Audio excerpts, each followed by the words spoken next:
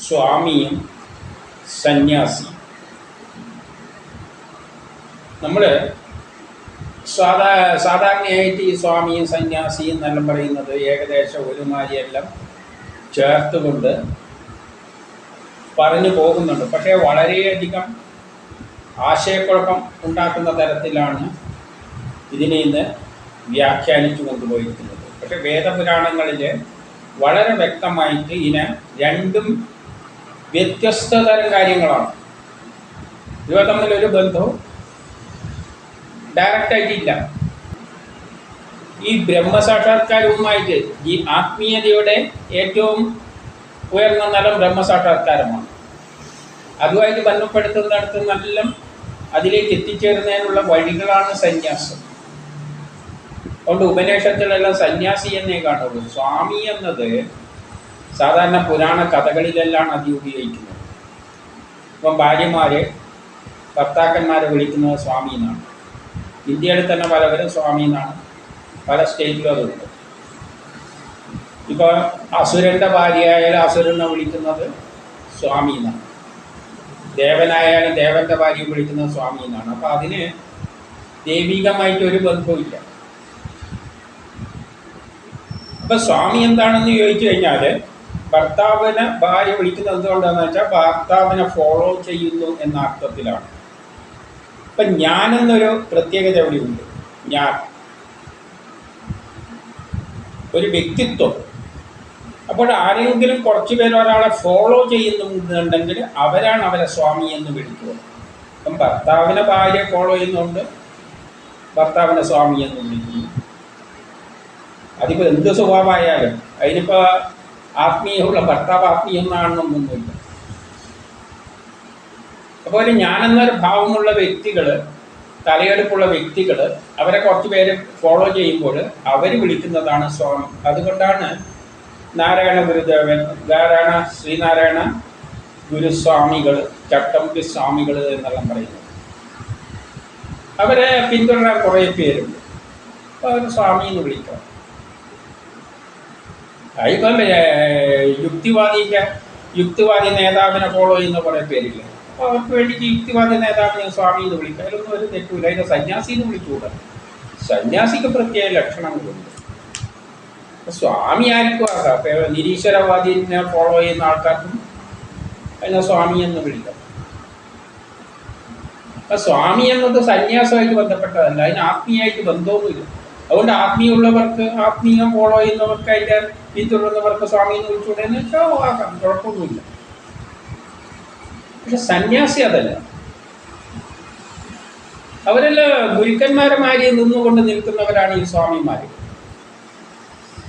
പക്ഷെ സന്യാസി എന്ന് പറയുന്നത് അതൊരു പ്രത്യേക വിഭാഗമാണ്. അത് ഇതുമായിട്ട് ഒരു ബന്ധവുമില്ല. അത് നമ്മൾ സന്യാസിയുടെ ലക്ഷണം നോക്കിയാൽ മനസ്സിലാകും. സന്യാസം എന്നത്, അപ്പം ഇനിയിപ്പോൾ സന്യാസത്തെ ഒന്ന് നോക്കിയാൽ മതി. അത് സന്യാസത്തിൻ്റെ ലക്ഷണം കാണുമ്പം തന്നെ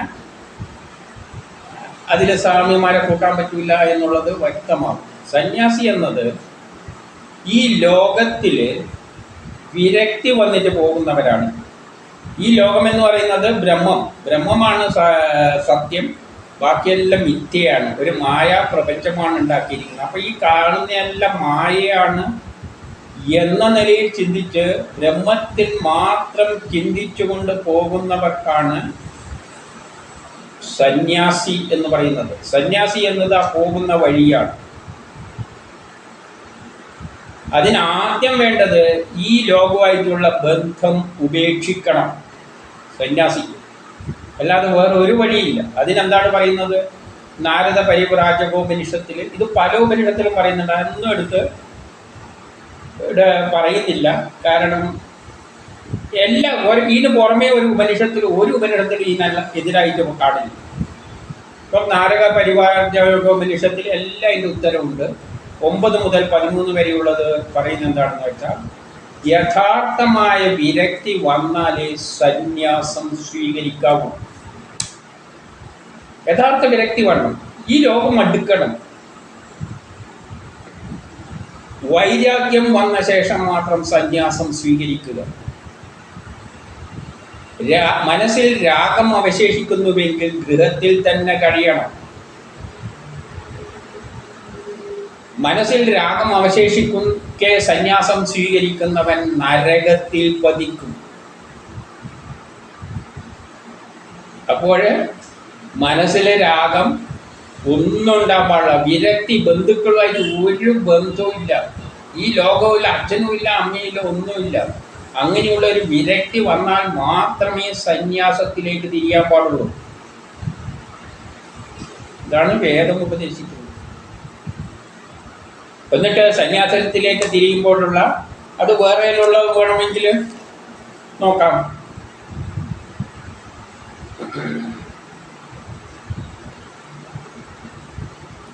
പലതിലൂടെയും നമുക്ക് വായിക്കാം. ആദ്യം ഇതിലൂടെ പറഞ്ഞിട്ട് പിന്നെ വേറെ കുറേ ഉപനിഷത്തിലൂടെയും കൂടിയും വായിക്കാം. അപ്പം പിന്നെന്താ പറയുന്നതെന്ന് വെച്ചാൽ 28 മുതൽ 32 വരെ നാരദ പരിപാല പ്രാജ്ഞോപനിഷത്തിലൂടെ ആദ്യം പറഞ്ഞു നോക്കിയിട്ട് ബാക്കിയുള്ള എല്ലാം സമാനമായിട്ടുള്ളത് പറയാം. കാരണം ഒന്നിലൊന്നും അല്ല, എല്ലാത്തിലും ഇങ്ങനെ തന്നെയാണുള്ളത്. 2 കൗവീനം മാത്രമേ, ഒരു പഴം തുണി, ഒരു വടി സ്വീകരിക്കുക. വടി എന്തിനാന്ന് വെച്ചാൽ ഭക്ഷണമെല്ലാം ഉപേക്ഷിക്കാൻ പോവുകയാണ്, ശരീരത്തെ ക്ഷീണിപ്പിക്കുകയാണ്, ശരീരം കളയാൻ പോവുകയാണ്. ശരീരം കളഞ്ഞാലേ സന്യാസിയാവുള്ളൂ. ശരീരത്തെ വേണ്ട. ഈ ശരീരവും മിഥ്യയാണ്, ഇത് ഞാനല്ല, ഈ ശരീരം ഞാനല്ല, ഇതൊരു പഴംതുണിക്ക് സമാനമാണ്. അതിനെ കളയാൻ പോവുകയാണ്. അപ്പം ഭക്ഷണമെല്ലാം കുറച്ച് അങ്ങനെ അങ്ങ് നടക്കും. അപ്പോൾ ശരീരം ക്ഷീണിക്കുമ്പം താങ്ങാനൊരു വടിയും വേണം. ഇതിൽ കൂടുതൽ പാടില്ല. അത്യാശകൾ ഇതിൽ കൂടുതൽ എടുത്താൽ, അത്യാശ ആഗ്രഹം കൊണ്ട് ഇതിൽ കുറച്ച് കൂടുതൽ എടുത്തു പോയാൽ നരകം. അപ്പം സന്യാസിക്ക് എന്താണുള്ളത്? 2 കൗവീനവും ഒരു പഴം തുണിയും ഒരു വടിയും സ്വീകരിക്കുക. ഇതിൽ കൂടുതൽ പാടില്ല. അതിൽ കൂടുതൽ എടുത്താൽ, ആഗ്രഹം കൊണ്ട് എടുത്താൽ നരകമാണ്. എന്നിട്ട് എന്ത് പറയുന്നു? അത് തന്നെ ജീർണിച്ച വസ്ത്രങ്ങൾ കൂട്ടിത്തയ്ച്ച് ഉപയോഗിക്കുക. പുതിയ നല്ല തുണിയൊന്നും എടുക്കരുത്. എവിടെയെങ്കിലും ജീർണിച്ച വസ്ത്രങ്ങൾ റോട്ടിൽ കിട്ടും, അതെടുത്തിട്ട് കൂട്ടിത്തയ്ച്ച് യോജിപ്പിക്കുക, എന്നിട്ട് ഉപയോഗിക്കണം. കാരണം നമുക്ക് വസ്ത്രത്തോടുള്ള ആഗ്രഹമൊന്നും ഉണ്ടാകാൻ പാടില്ല. വിജനമായ സ്ഥലത്ത് താമസിക്കണം. വീട്ടുകാരോടൊപ്പം താമസിക്കുന്ന പരിപാടിയൊന്നും സന്യാസിക്ക് പാടില്ല. ഏകത വസ്ത്രധാരിയായോ വിജന സ്ഥലത്തോ താമസിക്കാൻ ഒരൊറ്റ വസ്ത്രം മതി മറക്കാൻ വേണ്ടി. ഏകനായി സഞ്ചരിക്കണം. ഒറ്റയ്ക്ക് സഞ്ചരിക്കാൻ പാടില്ല. കൂട്ടിനൊരാളും പാടില്ല. സ്ത്രീ പുരുഷ കുടുംബ വേദം യജ്ഞം ഇവയെ വെടിയണം. സ്ത്രീനെയും ഉപേക്ഷിക്കണം, പുരുഷനെ ഉപേക്ഷിക്കണം, കുടുംബം ഉപേക്ഷിക്കണം, വേദം യജ്ഞം ഒരു കർമ്മവും ആവശ്യമില്ല. എവിടെ നിങ്ങൾക്ക് കൈനീട്ടി വാങ്ങണം, ഇവ വെടിയണം. ഇതാണ് സന്യാസം. ആദ്യ പടിയാണ് ബ്രഹ്മസാക്ഷാത്കാരത്തിന് പോകുമ്പോൾ ആദ്യം. കാരണം ബ്രഹ്മസാക്ഷാത്കാരം, ആത്മീയത, ബ്രഹ്മസാക്ഷാത്കാരം എന്ന് പറയുന്നത് ഈ ലോകത്തെ വെടിയുകയാണ്. ഇതെല്ലാം മിഥ്യയായി കാണുകയാണ്. ഇതിലൊന്നും താല്പര്യമില്ലാതെ ആദ്യം ഇത് വെടിയാണ്. ഇത് വെടിയാതെ ഒന്നും സന്യാസത്തിലേക്ക് പോകാൻ പറ്റില്ല. എന്നിട്ടോ 54 മുതൽ 60 വരെ കുടിക്കാനെല്ലാം വേണ്ടിയിട്ട് ഒരു മരപ്പാത്രം ഉപയോഗിക്കാം. താമസിക്കാൻ വൃക്ഷത്തിൻ്റെ ചുവട്ടിലാകാം. ധരിക്കാൻ നിയമിച്ച വസ്ത്രം. ഇതിൽ തന്നെ പറഞ്ഞുകൊണ്ട് പോവുകയാണ്. 54, 64 ഇത് തന്നെയാണ് പറയുന്നത്. തന്നെ പറഞ്ഞുകൊണ്ടിരിക്കും. ഇതിൽ കൂടുതൽ പാടില്ല.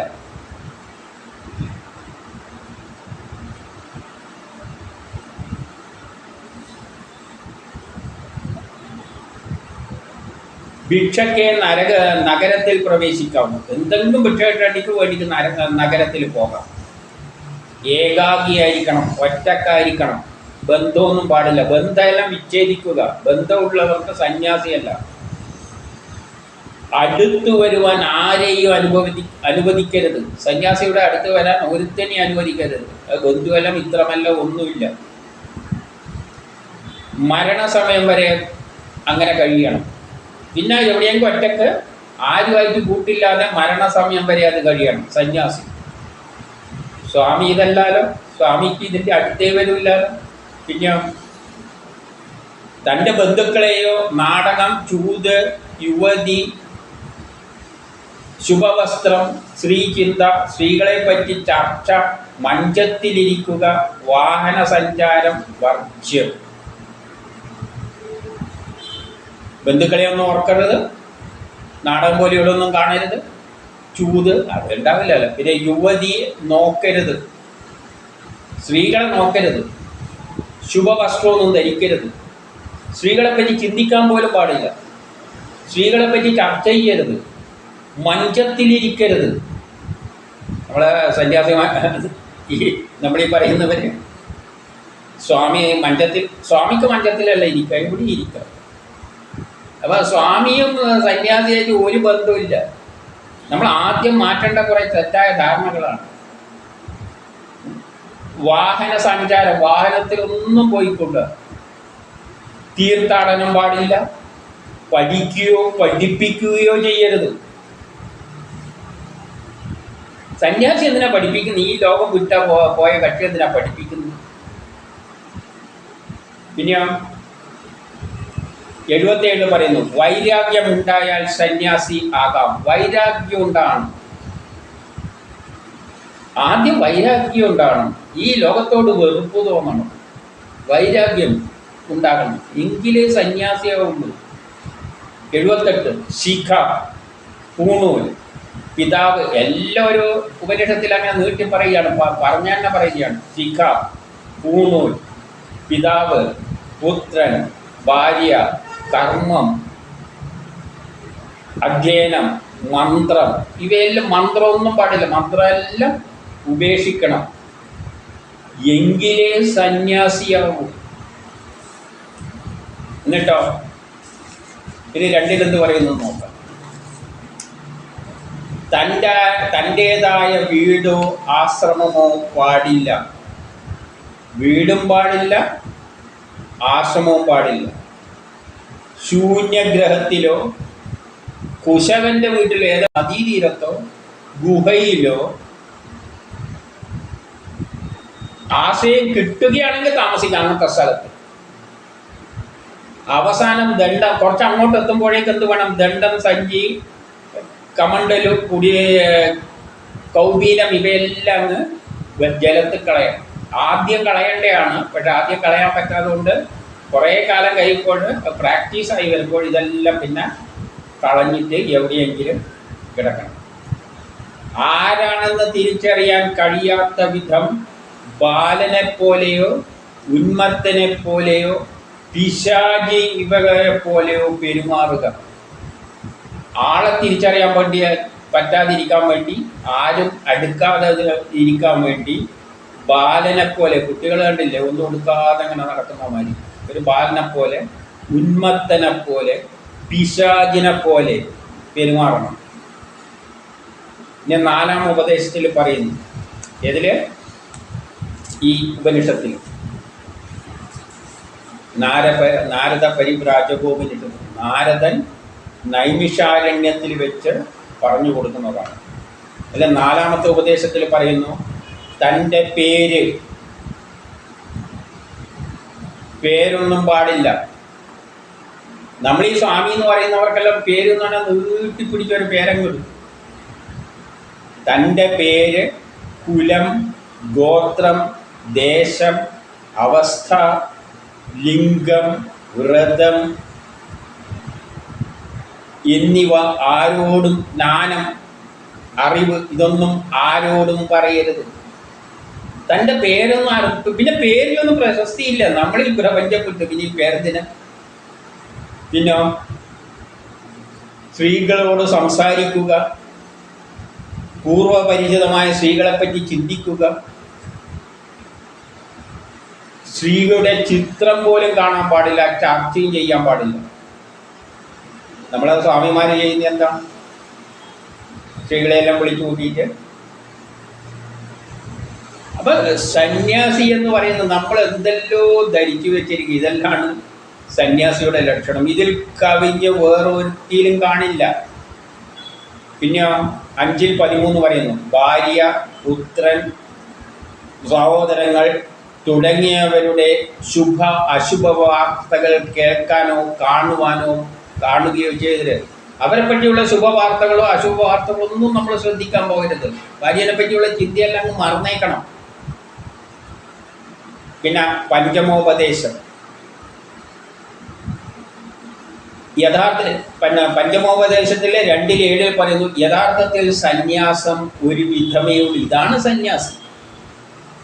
എല്ലാം കളഞ്ഞു കെട്ടിട്ട് പോകുക, ഈ ലോകമായിട്ട് ഒരു ബന്ധമില്ല, അത്തരത്തിലേ ഉള്ളൂ. എങ്കിലും അജ്ഞാന അറിവില്ലായ്മ കൊണ്ടും അസാമർത്ഥ്യം, മനുഷ്യനെ പോലെ ഒരു സാമർത്ഥ്യം ഉണ്ടല്ലോ, വളച്ച് തിരിച്ചെല്ലാം ഉണ്ടാക്കുന്നു, ആ സാമർത്ഥ്യം, കർമ്മലോപം എന്നിവയാൽ അനേകം രൂപങ്ങൾ ഉണ്ടായിട്ടുണ്ട്. അങ്ങനെ 6 രൂപങ്ങൾ പറയുന്നുണ്ട്. എന്തുകൊണ്ടാണെന്നറിയോ? ചിലവരാദ്യം പോകുമ്പോൾ കുറച്ചല്ല, ഇപ്പം ഞാനിപ്പോൾ സഞ്ചരിക്കാൻ പോവുകയാണെന്ന് വെച്ചാൽ എല്ലാം അഴിച്ചിട്ടിട്ട് എനിക്ക് പോകാൻ പറ്റില്ല. അപ്പം ഉച്ചയ്ക്ക് എന്നത് പറഞ്ഞിട്ട് ഒരു 6 അവസ്ഥയുണ്ട്. അതിൽ അവസാനം എത്തുന്നതാണ് എല്ലാം കളഞ്ഞു പോകുന്നത്. അപ്പം ആദ്യം പോകുമ്പോൾ ഞാൻ കുറച്ചൊരു ഡ്രസ്സെല്ലാം കുറച്ചുണ്ടാവും, ഇരിക്കാൻ ഒരു സ്റ്റൂളെല്ലാം പറ്റുമെങ്കിൽ എന്തെങ്കിലും എല്ലാം കുറച്ച് ഇരിക്കേണ്ട ഒരു സജ്ജീകരണം. കാരണം ഈ തറയിലെല്ലാം ഇത് കടപ്പുറത്ത് കിടക്കാനാണ് പറയുന്നത്, അത് നമുക്ക് കഴിയില്ല. അപ്പം ഇങ്ങനെ ഉടുക്കാതെ എങ്ങനെ എണീക്കൂ? അതുകൊണ്ട് ഓരോ ഘട്ടമായിട്ട് ഓരോ ആൾ കുറച്ച് കഴിയുമ്പോൾ ഓരോന്ന് ഉപദേശിച്ച് വിരക്തി വരെ വന്നാലാണ് പോകാൻ പറ്റുള്ളൂ. വിരക്തി ലോകത്തോട് മടുപ്പ് വന്നാലേ പോകാൻ പറ്റുള്ളൂ. പോകുമ്പോഴും നമുക്ക് അങ്ങനെ അങ്ങ് പോകാൻ മനസ്സ് വരില്ല, കാരണം നമ്മൾ ശീലിച്ച ഒരു പരിപാടിയുണ്ട്. അതുകൊണ്ട് ഒരു 4-5 ഘട്ടത്തിലൂടെ അവസാനം എത്തുമ്പോഴെന്താവും, എല്ലായിടത്തും ദൂരെ കളയും. അതിനെപ്പറ്റിയെല്ലാം പിന്നീട് നമുക്ക് നോക്കാം. എന്നിട്ട് 6ാം ഉപദേശത്തിൽ എന്ത് പറയുന്നു? 1 മുതൽ 38 വരെ, ഏകാന്ത സ്ഥാനത്ത് വനത്തിലോ ഗുഹയിലോ ധ്യാനിച്ചിരിക്കുക. ഏകാന്തമായി ഒറ്റക്കൊരു സ്ഥലത്ത് ഇരിക്കണം, വേറെ വഴിയൊന്നുമില്ല.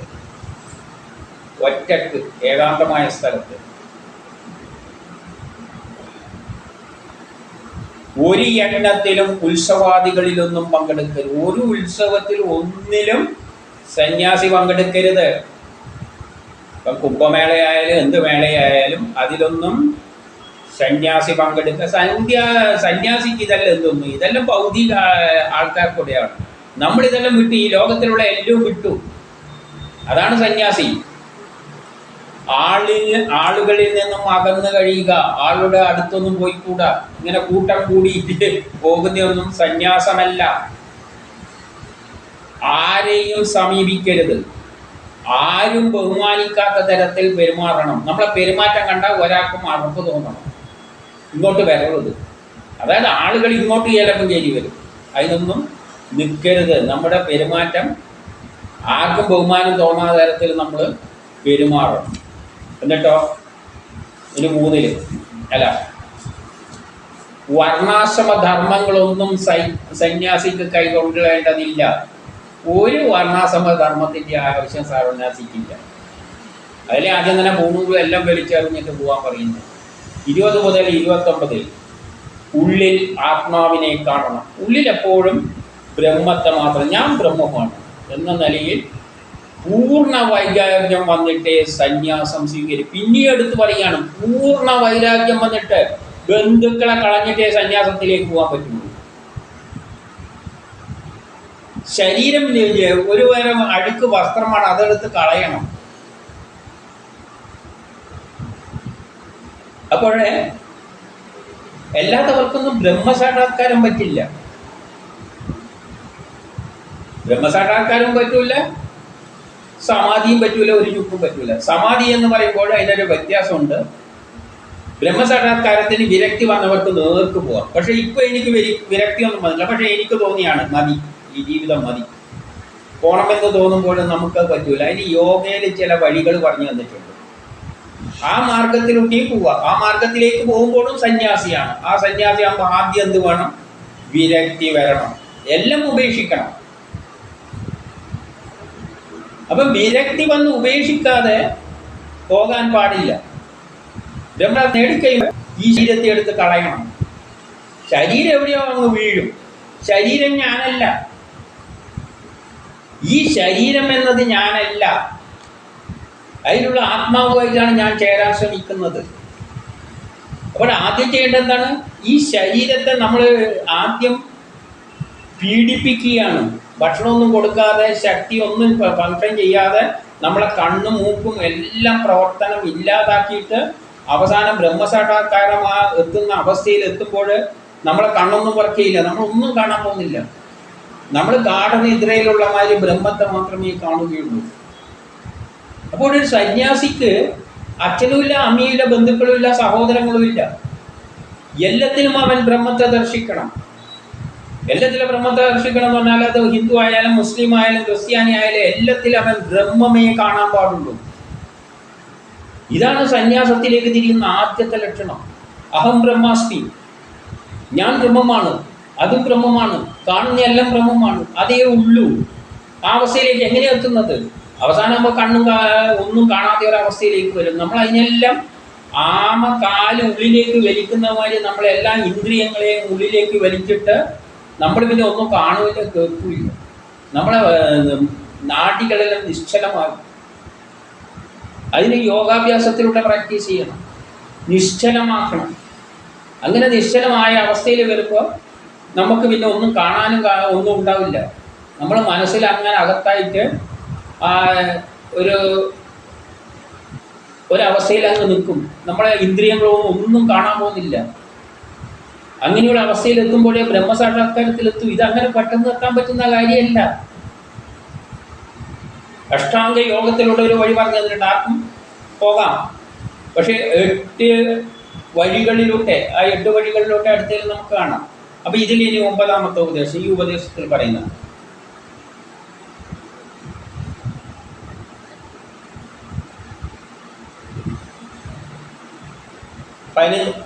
ഒമ്പതാമത്തെ ഉപദേശത്തിൽ പാൻഡിൽ പറയുന്നു, അണുവിൽ അണുവും മഹത്തിൽ മഹത്വമായ ബ്രഹ്മം ജീവികളുടെ ഹൃദയത്തിൽ സ്ഥിതി ചെയ്യുന്നു. ആ ബ്രഹ്മം എവിടെയുള്ളത്? അന്വേഷിച്ച് നടക്കണ്ട, നമ്മുടെ ഉള്ളിൽ തന്നെ ഉണ്ട്. സ്വസ്വരൂപം അറിഞ്ഞ സന്യാസി ഏകയായി മാത്രം സഞ്ചരിക്കുന്നു. അപ്പം പിന്നെ ഒറ്റയ്ക്ക് സഞ്ചരിക്കാൻ പാടില്ല, കുടുംബത്തിൻ്റെ ഒത്തരവൊന്നും താമസിക്കാൻ പാടില്ല സന്യാസി. അയാൾ ഒരിക്കലും ഒരിടത്തും വസിക്കരുത്. അയാൾ സകലതും ത്യജിച്ച് ഭിക്ഷ കൊണ്ട് മാത്രം ജീവിക്കുക. എന്തെങ്കിലും വിശപ്പ് വരികയാണെങ്കിൽ വല്ലയിടത്ത് പോയി കൈ നീട്ടുക. സകല ജീവികളെയും ആത്മാവിനെ പോലെ കരുതുന്നു. കാണുന്നതെല്ലാം ബ്രഹ്മമാണ്. അവന് കാണല് തന്നെ നമ്മൾ പിന്നോട്ടേക്ക് വലിക്കുകയാണ്. എനിക്കൊന്നും കാണണ്ട, അതെല്ലാം ബ്രഹ്മമാണ് എന്ന് നമ്മൾ ഗ്രാജുവലായിട്ട് നമ്മളെ കണ്ണുകളുടെ പ്രവർത്തനം പോലും നിശ്ചലമായിട്ട് അവസാനം മനസ്സിലൊരു ബ്രഹ്മചിന്ത മാത്രമേ ഉണ്ടാവുള്ളൂ. ഇതാണ് സന്യാസി. അത് അത്ര എളുപ്പത്തിൽ ഉണ്ടാവാൻ പറ്റുന്നതല്ല. അതിൻ്റെ ആദ്യത്തെ ലക്ഷണം അവൻ അപ്പം തന്നെ വീട് വിട്ടിട്ട് പോകും. അല്ലാതെ മകനെ വിളിച്ചിട്ട് എൻ്റെ ഈ ശരീരം ഇങ്ങനെ സംസ്കരിക്കണം എന്നൊന്നും പറയില്ല. കാരണം ശരീരം കളയുകയാണ്. ശരീരമല്ല ഞാൻ ആത്മാവാണ്. ശരീരം എന്ന് പറഞ്ഞാൽ വെറും ജഡമാണ്. ആത്മീയ ഭാരത സംസ്കാരത്തിൻ്റെ തത്വപ്രകാരം ശരീരം വെറും ഉടുതുണിക്ക് സമാനമാണ്. നമ്മളെ വേസ്റ്റായ സാധനമാണിത്. ഇതിനെ എടുത്തിട്ട് പൂജിക്കുന്ന പരിപാടി എവിടെയുമില്ല. അങ്ങനെ ഒരു ചിന്താഗതി പോലും വരില്ല. മുമ്പിൽ കാണുന്നവനെ ക്രിസ്ത്യാനി മറ്റേതെന്നെല്ലാം കാണുമെന്ന് വെച്ച് കഴിഞ്ഞാൽ ഇതെൻ്റെ ആളാണ്, എൻ്റെ അമ്മയാണ്, എൻ്റെ ഭാര്യയാണ്, എൻ്റെ സഹോദരനാണ്, മറ്റവൻ വേറെയാണ്, അവനെ മാറ്റി നിർത്തണം, ഇങ്ങനെയുള്ള ചിന്തകളൊന്നും ആദ്യം തന്നെ അത് കളഞ്ഞു കഴിഞ്ഞാൽ മാത്രമേ സന്യാസത്തിലേക്ക് കാലെടുത്ത് വെക്കാൻ പറ്റുള്ളൂ. അതിനാണ് വിരക്തി എന്ന് പറയുന്നത്. അപ്പോൾ അങ്ങനെ ആത്മാവിൽ കരുതുന്നു. എല്ലാ ജീവികളെയും ആത്മാവിനെ പോലെ, എൻ്റെ ആത്മാവാണ് എല്ലാം, സർവം കരുതിയ ചെയ്യുന്ന, കാണാൻ ശ്രമിക്കുന്നില്ല. കണ്ണും അവൻ്റെ കണ്ണെല്ലാം പിൻവലിച്ചു. എല്ലാ ഇന്ദ്രിയങ്ങളും നിശ്ചലമായി. അവൻ ബന്ധനമുക്തനാണ്. അവന് പിന്നെ ബന്ധമില്ല, ആരുമായിട്ട് ബന്ധമില്ല.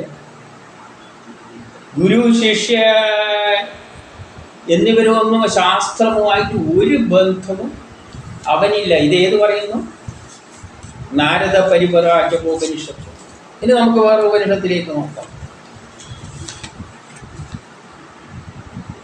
ആരുണികോപനിഷത്തിൽ 1 പറയുന്നു,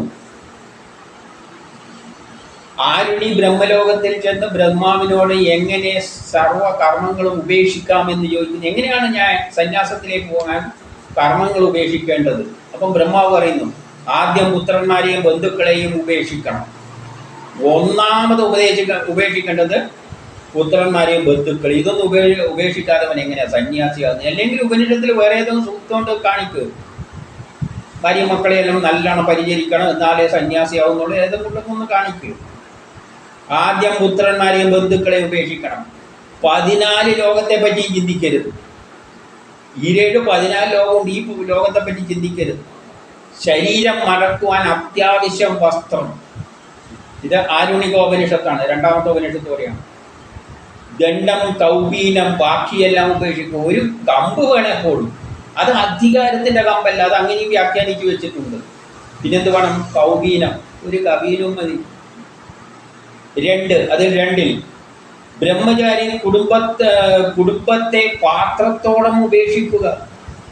ബ്രഹ്മചാരി എന്ത് ചെയ്യണം? അതിലേക്ക് തിരിയുന്നവൻ കുടുംബത്തെ, അവന്റെ പാത്രങ്ങളെല്ലാം ഉപേക്ഷിക്കണം. അതിന്റെ കൂട്ടത്തിൽ കുടുംബത്തെ അടക്കം ഉപേക്ഷിച്ചേക്കണം. ഇനി വേറൊരു ഉപനിഷത്തിൽ പറയാം, കടരുദ്രോപനിഷത്ത്. അപ്പം നമ്മൾ 3ാമത്തെ ഉപനിഷത്തിലേക്ക് കടക്കുകയാണ്. ബ്രഹ്മാവ് പറയുന്നു 4 മക്കൾ. ബ്രഹ്മാവ് പറയുന്നു 4ല്, കടരുദ്രോപനിഷത്തിൽ 4ല്, മക്കൾ വലുതായാൽ ഗ്രഹത്തിലുള്ളവരുടെയും ഗുരുനാഥന്മാരുടെയും അനുവാദം വാങ്ങും. അപ്പം വേണമെങ്കിൽ വയസ്സാകുമ്പോഴും സന്യാസത്തിന് പോകാം. അപ്പോൾ എന്ത് വേണം? ഗൃഹത്തിലുള്ള എല്ലാവരുടെയും സമ്മതം വാങ്ങണം. ഞാൻ സന്യസിക്കാൻ പോവുകയാണ്, നിങ്ങളെല്ലാം വിട്ടു പോവുകയാണെന്ന് ഒരു ആദ്യം, എന്നിട്ട് സന്യാസം സ്വീകരിക്കാം. പിന്നെ 12 രാത്രി വനത്തിൽ കഴിയണം. ആദ്യം തന്നെ വനത്തിലേക്ക് പോകണം, 12 രാത്രി. എന്നിട്ട് 4ൽ പറയുന്നു, ഗൃഹം വെടിയുക, ഭിക്ഷാനം കൊണ്ട് സംതൃപ്തി നേടുക. അത്യാവശ്യമായിട്ട് എന്തെങ്കിലും ഭക്ഷണം മേടിക്കൽ എല്ലാവരോടത്തും പോയി കൈ നീട്ടുക. ഒരിടത്ത് കഴിയരുത്. 4ല് കടരുദ്രോപനിഷത്താണ്. 4:1 മുതൽ 7 വരെ പറയുന്നു, നദീതീരത്തിലോ ദേവാലയത്തിലോ താമസിക്കാം. വലിയ ശല്യമൊന്നും ഇല്ലാത്തടത്ത് പോയി താമസിക്കാം. സ്ത്രീകളെ കാണുക, അവരെ സ്പർശിക്കുക, സംസാരിക്കുക, ഇതൊന്നും പാടില്ല. സ്ത്രീകളെ കാണാൻ പോലും പറ്റൂല. നമ്മളെ സ്വാമിമാരെന്താ ചെയ്യുന്നു? ഒന്നാലോചിച്ച്, ഭാര്യ ഭർത്താവിനെ വിളിക്കുന്നതാണ് സ്വാമി എന്ന്. പിന്നെ ഇത് സന്യാസമായിട്ട് എന്താ ബന്ധം? അപ്പം നമ്മൾ ഏതെല്ലാം കണ്ടു? നേരത്തെ നാരദ പരിവ്രാജോപനിഷത്ത് കണ്ട്, ആരുണികോപനിഷത്ത് കണ്ട്, കടരുദ്രോപനിഷത്ത് കണ്ടു. ഇനി കുണ്ടികോപനിഷത്ത് നോക്കാം. 10ലും 11 എന്തു പറയുന്നു? ഗ്രഹം വിട്ട്, വീട് വിട്ട് ഭിക്ഷാടനം കൊണ്ട് കഴിയണം. 10ലും 11 പറയുന്നു. 12, 13 പറയുന്നു, കമണ്ടിലോ വട്ടി, ചെരിപ്പ്, കൗബീനം, കമ്പിളി വസ്ത്രം, അല്ല കുടിക്കാൻ തോർത്ത്, കമ്പിളി വസ്ത്രം കുടിക്കാൻ തോർത്ത്, ഇവയൊഴിച്ചെല്ലാം വർദ്ധിക്കണം, എല്ലാം കളയണം. എൻ്റെ 14 മുതൽ 19 വരെ പുഴത്തീരം, ക്ഷേത്രം, ഇവിടെ എവിടെയെങ്കിലും കിടന്നോടുക. ഇനി 22 മുതൽ 24 വരെ യോഗാഭ്യാസം പ്രാക്ടീസ് ചെയ്യുക. യോഗാഭ്യാസത്തിലൂടെയാണ് അത്.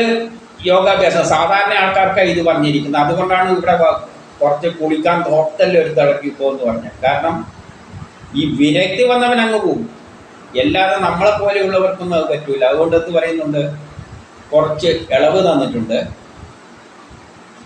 യോഗാഭ്യാസം ശീലിക്കണം. എന്നിട്ട് 25 മുതൽ 28 വരെ പരമഗതി പ്രാപിക്കുമ്പോൾ മുക്തി ലഭിക്കും. അപ്പോൾ നിഷ്പ്രയോജനമായി തീരുന്ന ജഡശരീരം ജലത്തിൽ പതിക്കട്ടെ.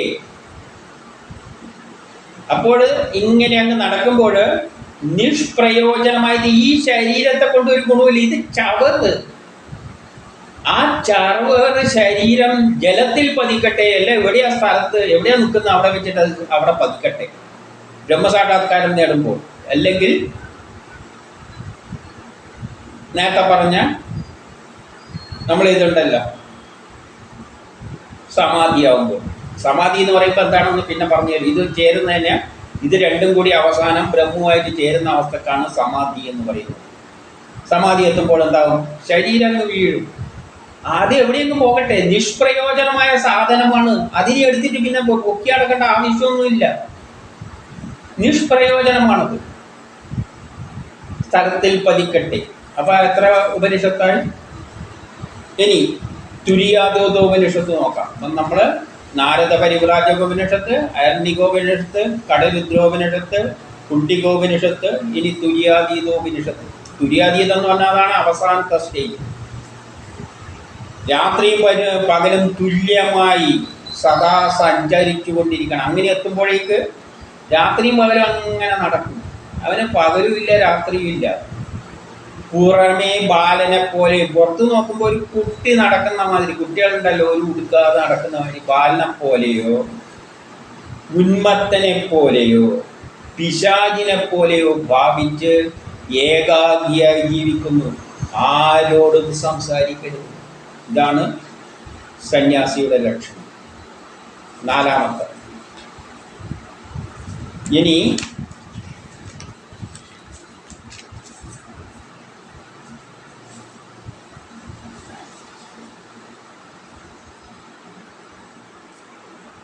ജാബാല ദർശനോപനിഷത്തിലെ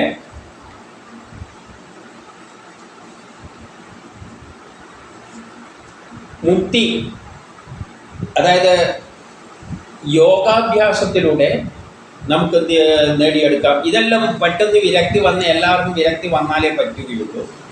അത്രയൊന്നും വിരക്തി വരാത്തവരാണെങ്കിൽ ജാബാല ദർശനോപനിഷത്ത് എന്ന് പറയുന്നുണ്ട്, അഷ്ടാംഗ യോഗത്തോടെ 8 വഴികളിലൂടെ സമാധിയിലേക്ക് പ്രവഹിക്കുക. അതെന്ന് പറഞ്ഞാൽ ഭയങ്കര കഷ്ടപ്പെട്ട വഴി, ഇതിനെക്കാട്ടിയും കഷ്ടമാണ്. പക്ഷേ ഇതിലും സന്യാസത്തിലൂടെയാണ് തിരിയേണ്ടത്. സന്യാസത്തിലേക്ക് പോരേണ്ടിക്ക് ആദ്യം എന്ത് വേണം? വിരക്തി വേണം. എല്ലാ കുടുംബങ്ങളെയും ഉപേക്ഷിക്കണം. അതില്ലാതെ ഒരു പരിപാടിയില്ല. കുടുംബത്തെ എല്ലാം ഉപേക്ഷിച്ചിട്ട് ഉടുതുണി അടക്കം ഉപേക്ഷിച്ചിട്ട് ഇറങ്ങണം. പക്ഷെ ആദ്യം കുറച്ച് കൗമീനല്ലാകാം, ഒരു വടിയായിട്ട് ഇറങ്ങണം. ഇവനെ സന്യാസത്തിനും ബ്രഹ്മചര്യത്തിലും ബ്രഹ്മസാക്ഷാത്കാരത്തിനും യോഗ്യതയുള്ളൂ. കാരണം അവരെ സംബന്ധിച്ചിടത്തോളം ഈ ലോകം മിഥ്യയാണ്, കാണുന്നതെല്ലാം ബ്രഹ്മമായി കണ്ടുകൊണ്ട് ഇറങ്ങുക. പിന്നെ ബന്ധുക്കളിൽ ഒരു ബന്ധനവുമില്ല. അവിടെ ഹിന്ദുവിലെ മുസ്ലിങ്ങളൊക്കെ ഹിന്ദുവിനെയും ക്രിസ്ത്യാനിയും മുസ്ലിം എന്നെല്ലാം കാണാൻ തുടങ്ങിക്കഴിഞ്ഞാൽ എന്ത് തന്നെ ആത്മീയതയാണ് വേദം പറയുന്നത്. ഈ ആത്മീയതയായിട്ട് എങ്ങനെയാണ് ബന്ധപ്പെടുന്നത്? വേദത്തിൻ്റെ അടിസ്ഥാന തത്വം തന്നെ എല്ലാത്തിലും ബ്രഹ്മത്തെ കാണുക. ഞാൻ ബ്രഹ്മമാണ്, ഈ ശരീരം മിഥ്യയാണ്, ഈ ശരീരം എടുത്ത് ദൂരെ കളയുക. പിന്നെ ഈ ശരീരത്തിനെ എടുത്തിട്ട് കെട്ടിപ്പിടിച്ച് നടക്കുക എന്ന് പറയുന്നത് നമ്മുടെ ഭാരത സംസ്കാരത്തിന് യോജിച്ചതല്ല. അത് സന്യാസമല്ല. സന്യാസത്തിൽ പോകാൻ അവർ പറഞ്ഞിട്ടില്ല. ഈ ശരീരം ഒന്ന് ആലോചിച്ച് നോക്കൂ. ഭാഗവതത്തിൽ ഇതേമാതിരി പറഞ്ഞിട്ടുണ്ട്. വേദവ്യാസന്റെ മകൻ ഒരൊറ്റ പോക്കാണ്, അച്ഛനോട് പോലും ചോദിക്കാതെ ബ്രഹ്മസാക്ഷാത്കാരം നേടിയപ്പോൾ. ഒരു ശരീരം പോലും പൊടി പോലും കാണാനില്ല, അങ്ങനെ പോയി കളഞ്ഞു. അതുപോലെ തന്നെ ധൃതരാഷ്ട്ര വീട്ടുകാരെ ഒന്നും ചോദിക്കാതെ ഒളിച്ചിട്ടെങ്കിലും പോയി. എന്നിട്ട് ബ്രഹ്മസാക്ഷാത്കാരം വിരക്തി വന്നപ്പോൾ വിരക്തി ഉണ്ടാക്കിയെടുക്കുകയാണ്. അത് വിതുരർ ഉപദേശിച്ചാണ്. അതുകൊണ്ട് എന്ത് ചെയ്തു എന്ന് വെച്ചാൽ കടപ്പുറത്ത് പോയി ഗംഗാതീരത്തെ മറ്റേ സരസ്വതി ഏതാ തീരത്ത് മറന്നു, അവിടെ പോയി എന്നിട്ട് പ്രതിമ കണക്കെ നിന്നിട്ട് യോഗാഭ്യാസം എല്ലാം ചെയ്തിട്ടാണ് വിരക്തി ഉണ്ടാക്കിയിട്ട് ബ്രഹ്മത്തിൽ പോയി ലയിച്ചു. ശരീരമൊക്കെ പോയി. പിന്നെ ആശ്രമത്തിൻ്റെ കൂടെ ശരീരം അങ്ങ് കത്തിപ്പോയി. അല്ലാതെ ശരീരത്തിൽ ഒരു കാരണം അത് കളഞ്ഞ ശരീരമാണ്. ഒരു പാമ്പ് കളയുന്നവരെ കളയുന്നതാണ് ഈ വേസ്റ്റ് സാധനം. ഇതാണ് വേദങ്ങൾ പറയുന്നത്. ഈ ശരീരത്തിന് വേദം ഒരു വിലയും കൊടുക്കുന്നില്ല. ഇതെല്ലാം മിഥ്യയാണ്. പക്ഷെ നമ്മളിവിടെ എത്തി നിൽക്കുന്നു, ഒന്ന് ചിന്തിച്ചു നോക്കൂ. അതേപോലെ തന്നെ ധർമ്മപുത്രർക്ക് വിരക്തി വന്നപ്പോൾ കൃഷ്ണൻ പോയി നടന്നപ്പോൾ ഒരൊറ്റപ്പോട്ടം ഭ്രാന്തനെ പോലെയാണ് ഇറങ്ങിപ്പോയെന്ന് പറഞ്ഞു. അവന് വിരക്തി വന്നു. അവൻ ഭ്രാന്തനെ പോലും മുടിയെല്ലാം പറിച്ചിട്ടിട്ട് ഒരൊറ്റ പോക്കാണ്. ആരോടും ചോദിച്ചില്ല, സഹോദരന്മാരോട് പോലും മിണ്ടിയില്ല, ഒരൊറ്റ പോക്കാണ്. ഇതാണ് ബ്രഹ്മസാക്ഷാത്കാരം, ആത്മീയതയിലേക്കുള്ള വഴി. ഇതെങ്ങനെയാണ് സ്വാമിയായിട്ട് എങ്ങനെ ബന്ധപ്പെടുന്നത്? സ്ത്രീകളോട് സംസാരിക്കാൻ പാടില്ല, സ്ത്രീകളെ മനസ്സ് പോലും ഓർക്കാൻ പാടില്ല. ഇപ്പോൾ സ്വാമിമാരെങ്ങനെയാണോ? സ്വാമിമാരെല്ലാവരെയും സ്ത്രീകളെയെല്ലാം വിളിച്ചെത്തിയിട്ടല്ലേ പ്രഭാഷണം നടത്തുന്നത്. ചിന്തിക്കാൻ പോലും പാടില്ല. അപ്പൊ ഈ സ്വാമിയ സന്യാസി എങ്ങനെ ഒന്നിച്ചു വരുന്ന ഒന്ന് ചിന്തിച്ചു നോക്കൂ. ഈ സ്വാമിയുടെ ലക്ഷണം, സന്യാസിയുടെ ലക്ഷണങ്ങളിൽ നിന്ന് എങ്ങനെയാണ് സ്വാമിയ സന്യാസി ഒന്നാകുന്നത്? അത് രണ്ടും എന്താണ് പറയുക, മത്തിക്കറിയും പായസമാതിരിയുള്ള അവസ്ഥയിലാണ് രണ്ടും കിടക്കുന്നത്, രണ്ട് ദ്രവങ്ങളിൽ. ഇതെല്ലാം അതുകൊണ്ട് തന്നെയാണ് നമ്മൾ വേദങ്ങൾ കയ്യിലെടുക്കാത്തത്. വേദങ്ങളും ഉപനിഷത്തുകളും ശരിക്കും പഠിച്ചു കഴിഞ്ഞാൽ നമ്മൾ അന്തം വിട്ടു. നമ്മുടെ വേദങ്ങൾ പറയുന്നത് മനുഷ്യരെ എല്ലാവരും ഒന്നായി കാണുക, അതിനുള്ള കഴിവുണ്ടെങ്കിലേ ആത്മീയെന്നും പറഞ്ഞ് നടക്കല്. അല്ലെങ്കിൽ അവരവരുടെ ഭൗതിക ലോകത്തിൽ ഇപ്പുറം വന്നിട്ട് അടിച്ചു പിടിക്കും, യാദവര് തമ്മത്തല്ലിയില്ല, അവസാനം തലക്ക് ലെവലില്ലാതെ അവർ തമ്മത്തല്ലി കൊടുക്കും. അതിലൊന്നും കുഴപ്പമൊന്നുമില്ല. അത് ഭൗതികതയുടെ വേദങ്ങളുടെ ആത്മീയതയും പറഞ്ഞുകൊണ്ടാകരുത്. വേദത്തിൻ്റെ എന്ന് പറഞ്ഞാൽ വിരക്തി വന്നവന് ഈ ലോകം വേണ്ട എന്ന് പറയുന്നതിന് പോകുന്നതാണ് സന്യാസം. അത് ഒരു തരത്തിലും സ്വാമിയായിട്ട് ബന്ധപ്പെടില്ല. ഒരു ഉപനിഷത്ത് വചനങ്ങളിലും അത് കാണില്ല. നമ്മുടെ അടിസ്ഥാന ഗ്രന്ഥം ഉപനിഷത്തുകളും വേദപുരാണ ഉപനിഷത്ത്, ഇതാണ് ശ്രുതി. മറ്റെല്ലാം സ്മൃതികൾ പലവരും പലതും ഉണ്ടാക്കി വെച്ചിട്ടുണ്ട്, അത് വേറെ കാര്യം. വേദങ്ങളുടെ അടിസ്ഥാന സനാതന ധർമ്മം എന്ന് പറയുന്നത് ഇതാണ്.